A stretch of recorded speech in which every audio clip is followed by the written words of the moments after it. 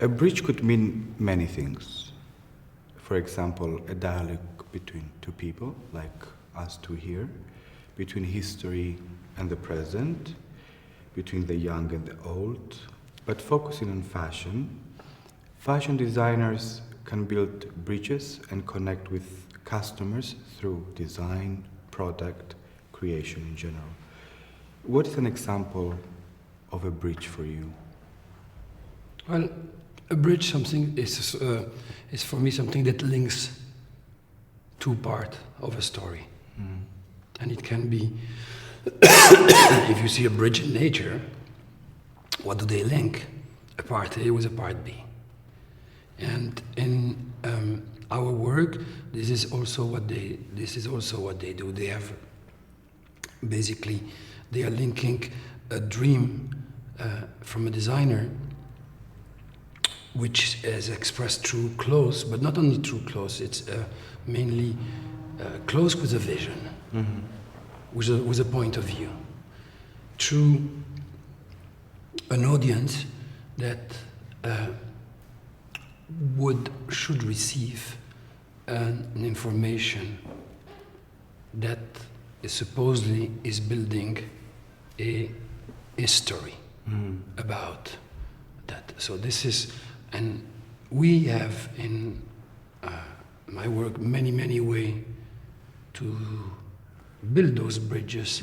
They're sometimes whispering, sometimes it's shouting loud, sometimes it's creating oppositions, sometimes going with the flow. There are as many ways of creating those bridges as there are designers, and there is a story to tell. So there is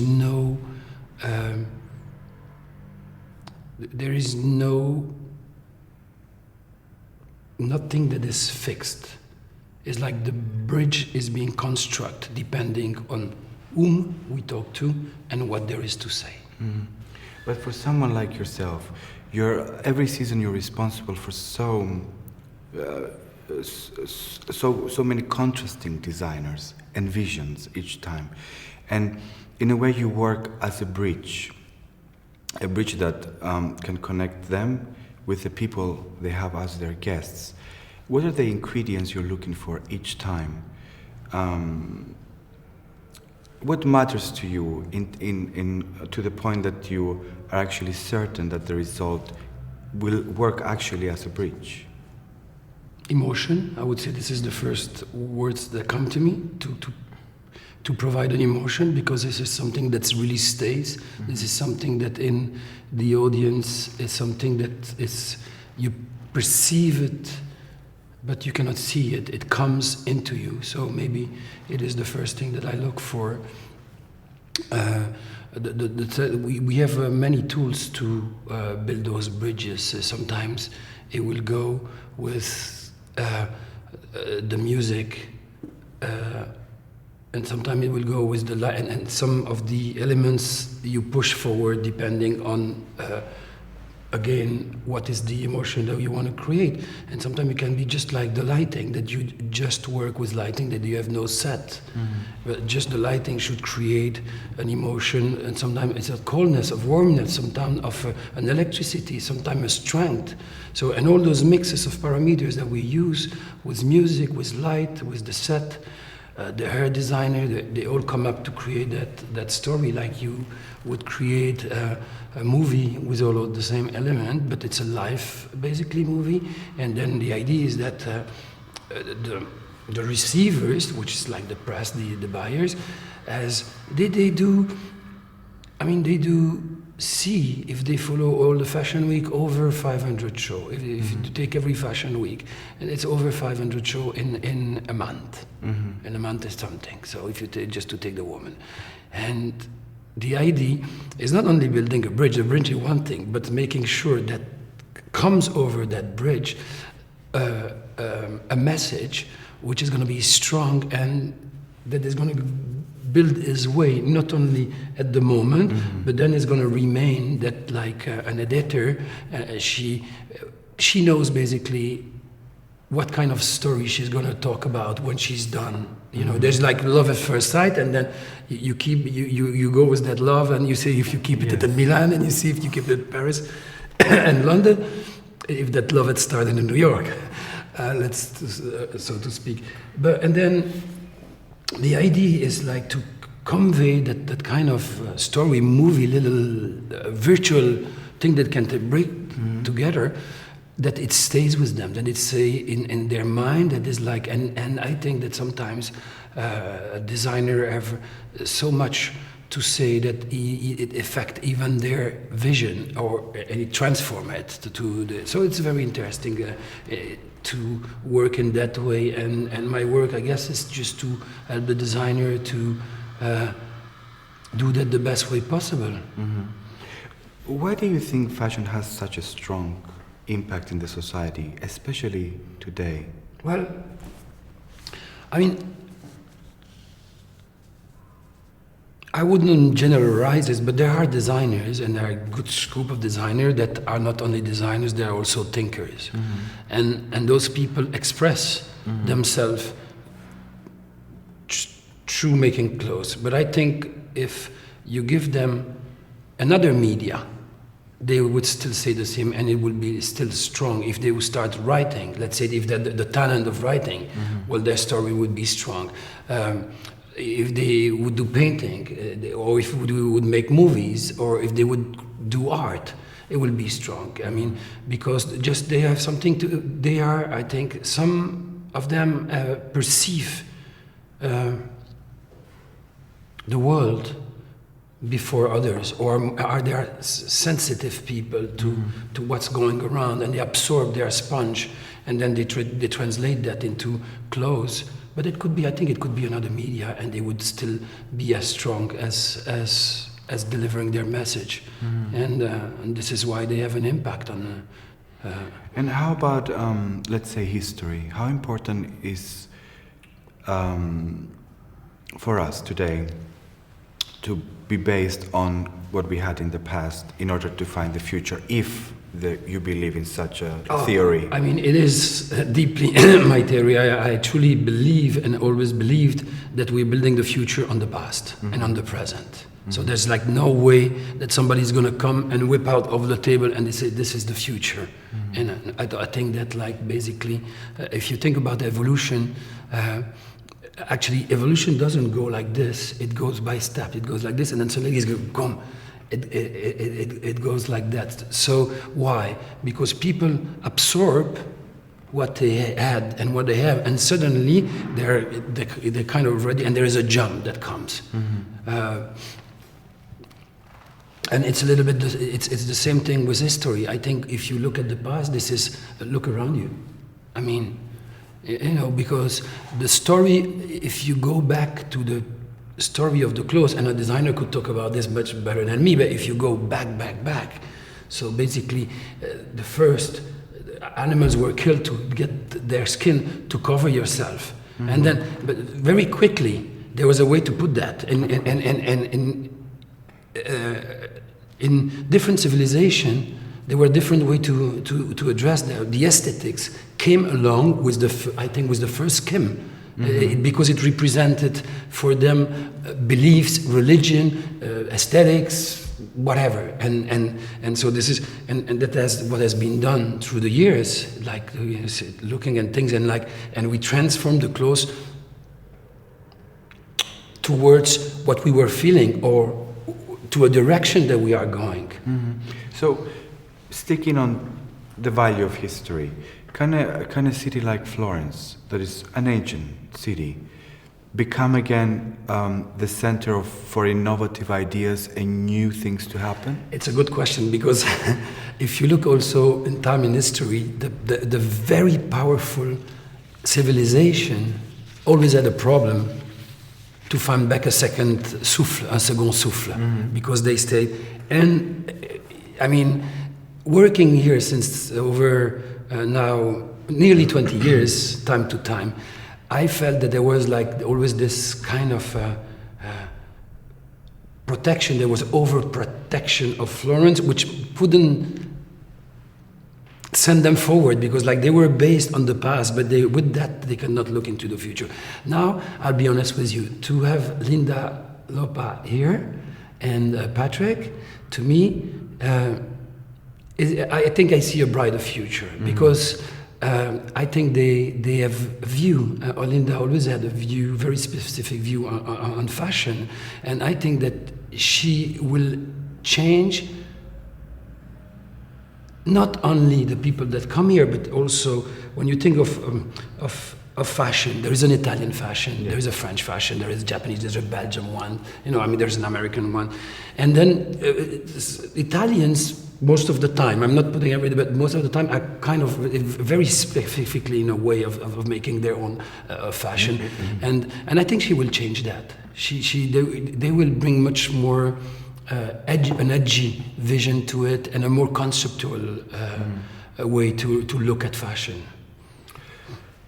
Moving on, monsters, which is the second chapter. In ancient history, monsters were created due to lack of logical explanation. This is a monster, that is a monster. Anything that they couldn't describe or, let's say, give an explanation to was something monstrous. What about today? Do monsters exist? I think they do. In what ways? They're different.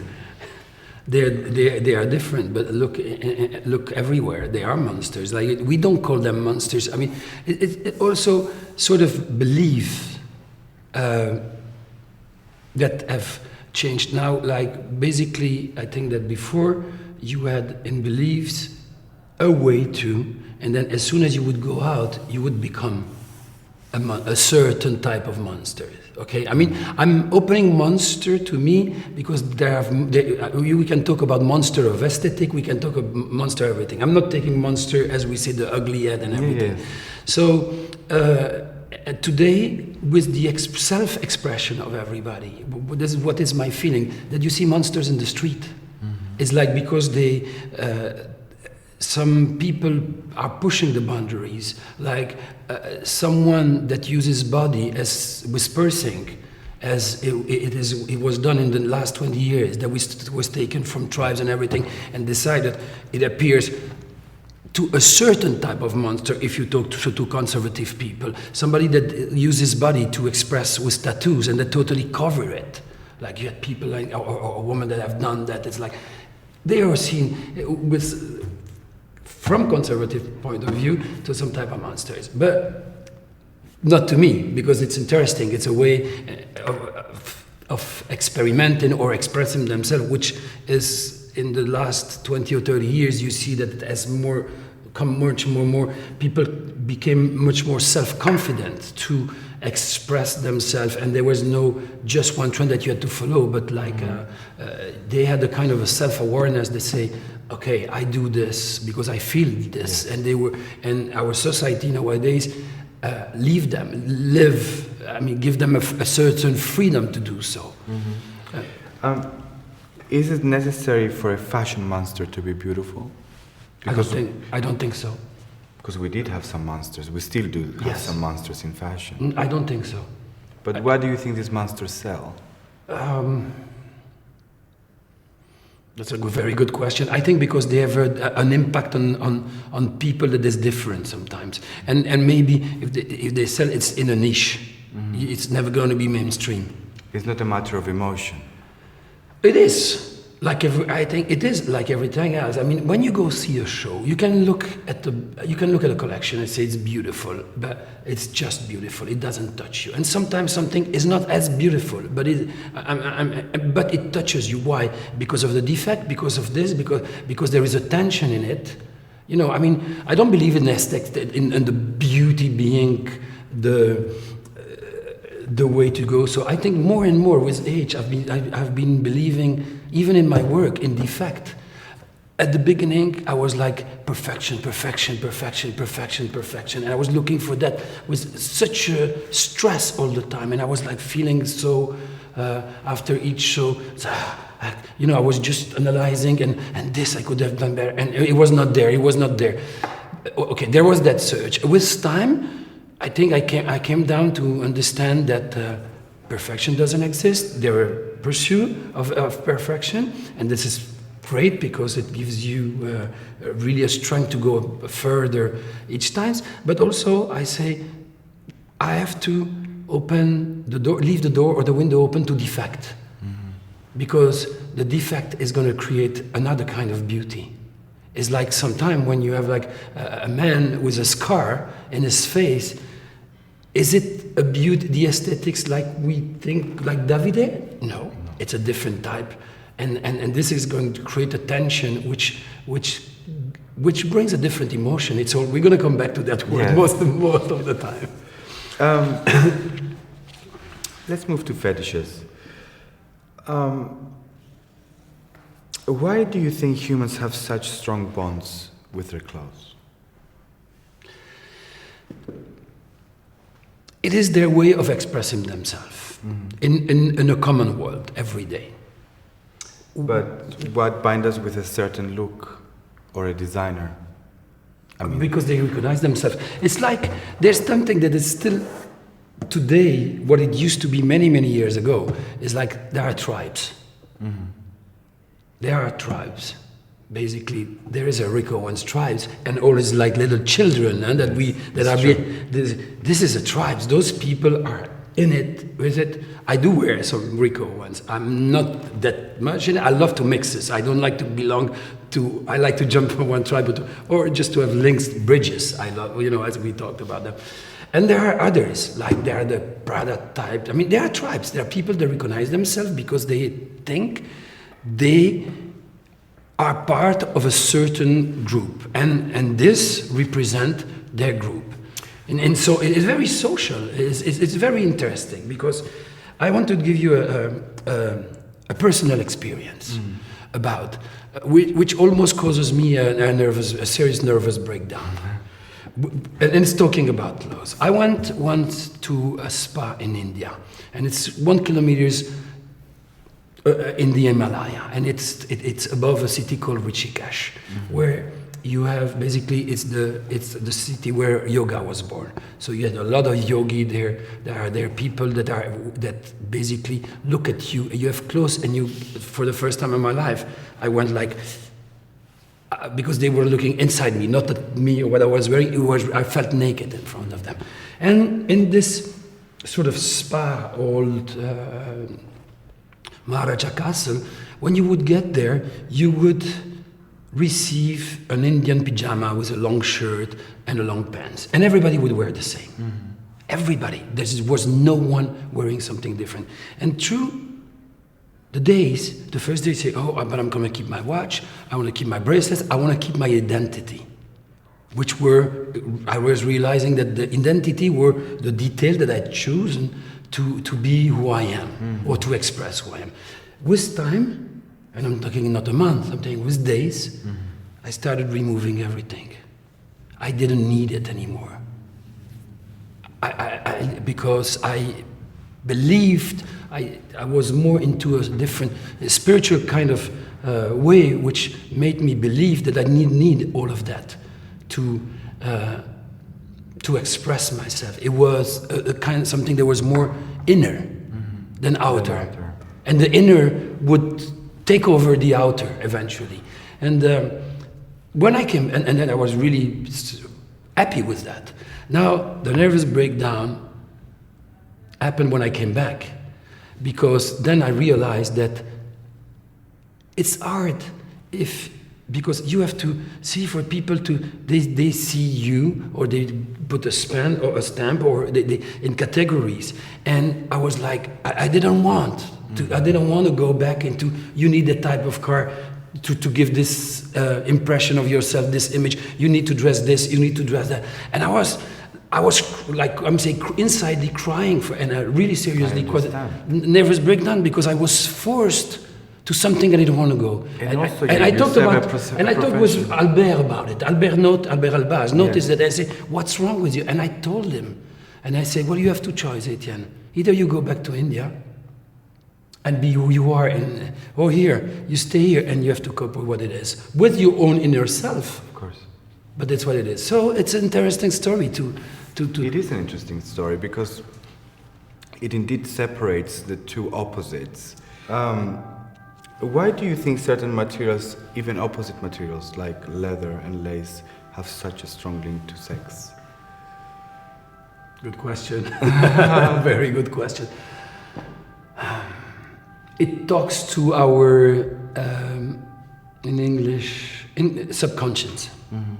Because before you mentioned killing animals, the ancient people killing animals to wear their skin. Yes. Not only to protect themselves but also look good. So, how about leather today? Well, especially this season, we should say there's a lot of leather around, used in many, many different ways. Actually, see, I'm wearing a sweater. It's not even a t-shirt, it's a sweater. I mean, I think it speaks to people's subconscious. It's basically, if you take the lace, I mean, why are they using lace since hundreds of years into women and then to bring to the bra or the thing? Why? There's a kind of like transparency, there's a sexiness you see, you don't see, you know, it's like there's something like this. And to the leather, it's another extreme. It's basically, I believe it shows strength, it shows power, you look at some of the samurais, the way they were dressing with all their armor and stuff like that, and then of course you scale that down to the way we wear it today, and there's also the SM that took part, that have a good vision on that. But I think it's a matter of power.